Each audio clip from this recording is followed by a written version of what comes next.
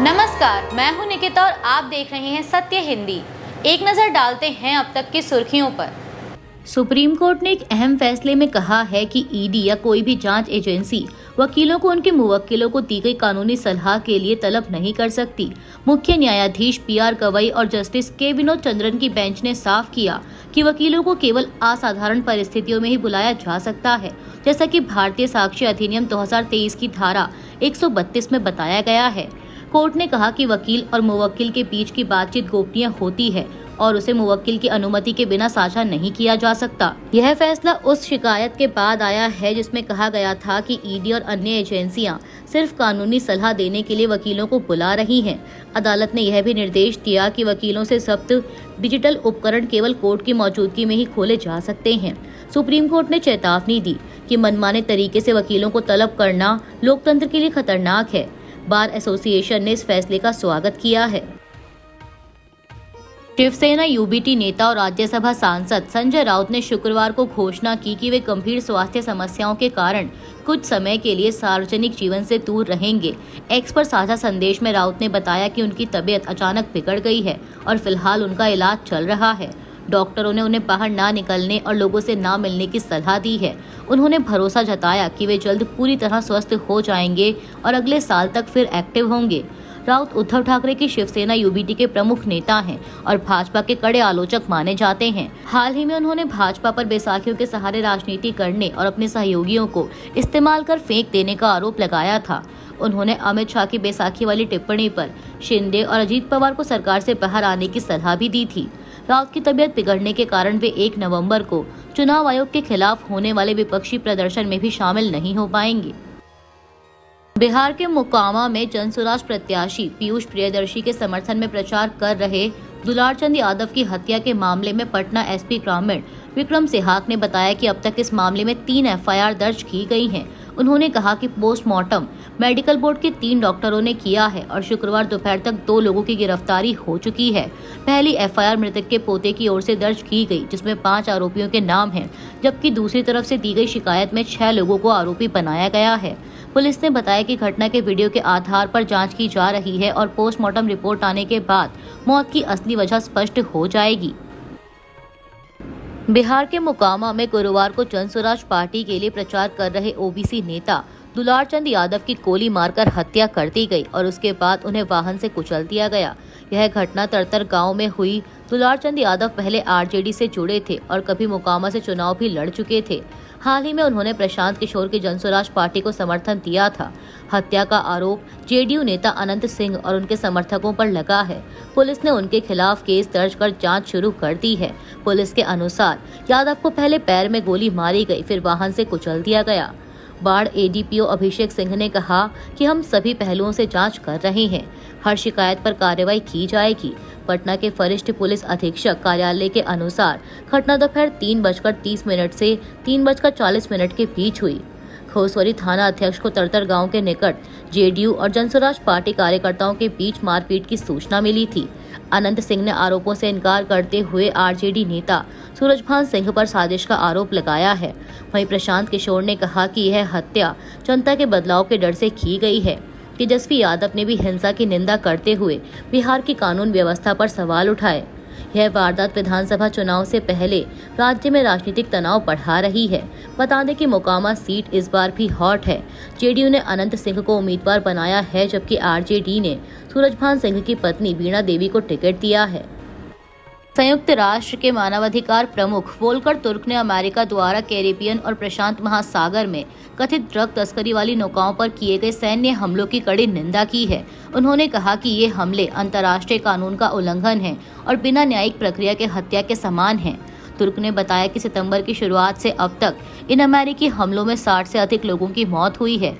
उन्होंने इसे अस्वीकार्य बताते हुए कहा कि अमेरिका को ऐसे हमले तुरंत रोकने चाहिए और इसकी स्वतंत्र व पारदर्शी जांच करानी चाहिए।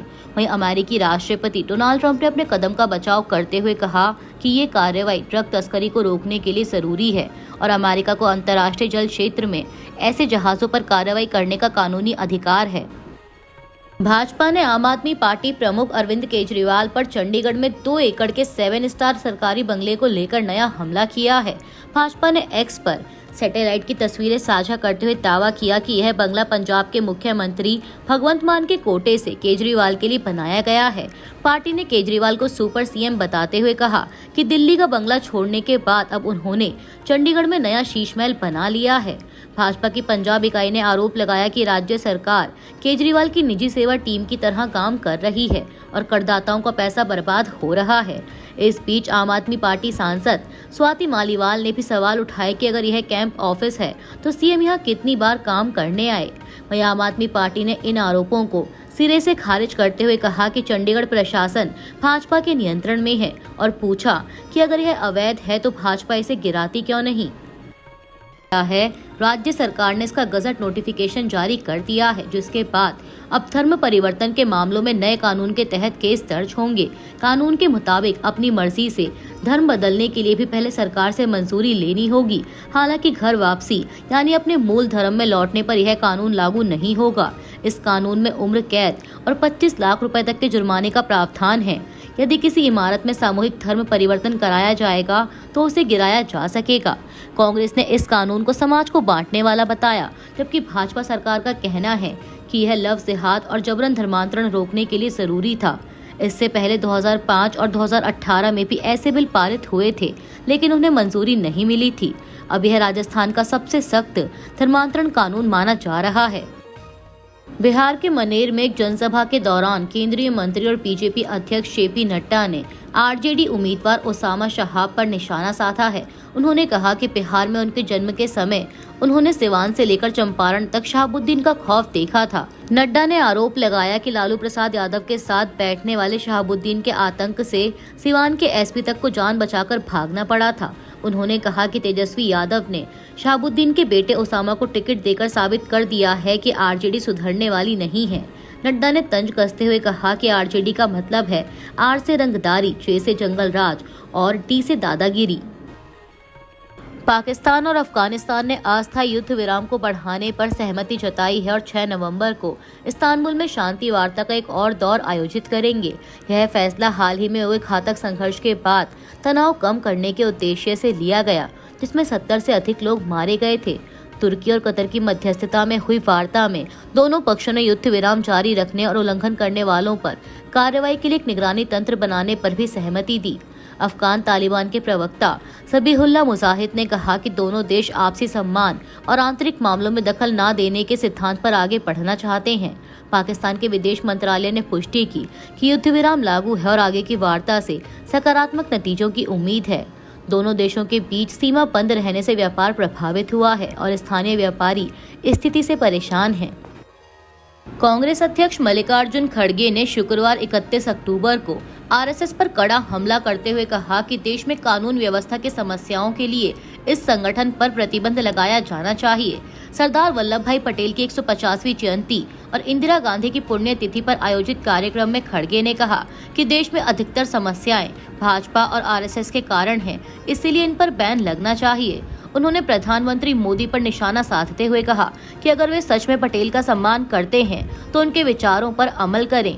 खड़गे ने 1948 में पटेल द्वारा आरएसएस पर लगाए गए प्रतिबंध और श्यामा प्रसाद मुखर्जी को लिखे गए पत्र का हवाला दिया, जिसमें संघ की संदिग्ध गतिविधियों का जिक्र था। उन्होंने मोदी सरकार पर इतिहास को विकृत करने और एनसीईआरटी की किताबों से गांधी, गोडसे और 2002 के दंगों के संदर्भ हटाने का आरोप भी लगाया। भारत और अमेरिका ने शुक्रवार को 10 साल का ऐतिहासिक रक्षा समझौता किया, जो दोनों देशों के बीच सैन्य सहयोग को नई दिशा देगा।